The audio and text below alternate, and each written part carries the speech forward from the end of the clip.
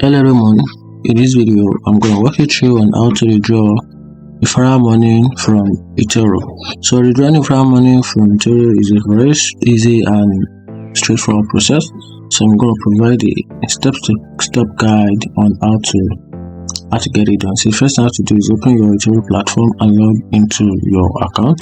Once you do that, then navigate to your withdraw funds section. You can find this in the sidebar on the web version or the menu on the mobile app. Once you do that, type in the amount you want to withdraw. Make sure it includes your referral money. After that, choose your preferred withdrawal method.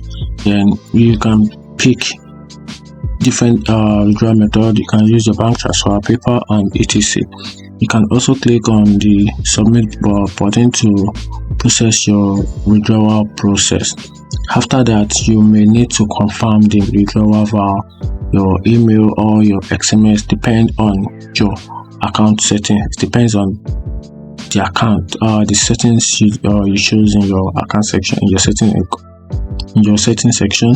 So after that, then the withdrawal process can take a few business days, maybe 7 working days or 2 or 3 working days or 24 hours. Depends on their service provider, depends on the method you choose as well.